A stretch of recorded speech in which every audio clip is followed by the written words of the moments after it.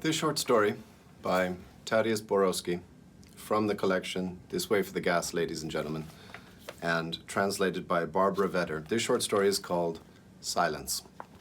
At last they seized him inside the German barracks, just as he was about to climb over the window ledge.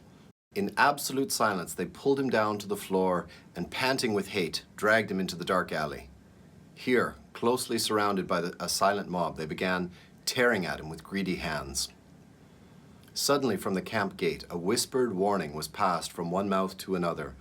A company of soldiers, their bodies leaning forward, their rifles on the ready, came running down the camp's main road, weaving between the clusters of men in stripes standing in the way. The crowd scattered and vanished inside the blocks. In the packed, noisy barracks, the prisoners were cooking food pilfered during the night from neighboring farms. In the bunks and in the passageways between them, they were grinding grain with small flour mills, slicing meat on heavy slabs of wood, peeling potatoes and throwing the peels onto the floor. They were playing cards for stolen cigars, stirring batter for pancakes, gulping down hot soup and lazily killing fleas. A stifling odor of sweat hung in the air, mingling with the smell of food, with smoke and with steam that liquefied along the ceiling beams and fell on the men, the bunks, and the food in large heavy drops like autumn rain. There was a stir at the door. A young American officer with a tin helmet on his head entered the block and looked with curiosity at the bunks and the tables.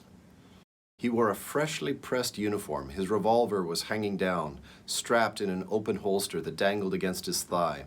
He was assisted by the translator, who wore a yellow band reading interpreter on the sleeve of his civilian coat, and by the chairman of the prisoners' committee, dressed in a white summer coat, a pair of tuxedo trousers, and tennis shoes. The men in the barracks fell silent, leaning out of their bunks and lifting their eyes from the kettles, bowls, and cups. They gazed attentively into the officer's face. "Gentlemen," said the officer with a friendly smile, taking off his helmet, and the interpreter proceeded at once to translate sentence after sentence. "I know, of course, that after what you have gone through and after what you have seen, you must feel a deep hate for your tormentors. But we, the soldiers of America, and you, the people of Europe, have fought so that law should prevail over lawlessness. We must show our respect for the law. I assure you that the guilty will be punished, in this camp as well as in the others. You have already seen, for example, that the SS men were made to bury the dead." "Right. We could use the lot at the back of the hospital. A few of them are still around," whispered one of the men in a bottom bunk. "Or one of the pits," whispered another. He sat straddling the bunk, his fingers firmly clutching the blanket. "Shut up. Can't you wait a little longer? Now listen to what the American has to say." A third man, stretched across the foot of the same bunk, spoke in an angry whisper. The American officer was now hidden from their view behind the thick crowd gathered at the other end of the block. "Comrades, our new commandant gives you his word of honor that all of the criminals of the SS, as well among the prisoners, will be punished," said the translator. The men in the bunks broke into applause and shouts. In smiles and gestures, they tried to convey their friendly approval of the young man from across the ocean. "And so the commandant requests," went on the translator, his voice turning somewhat hoarse, "that you try to be patient and do not commit lawless deeds, which may only lead to trouble. And please pass the sons of bitches over to the camp guard. How about it, men?" The block answered with prolonged shout.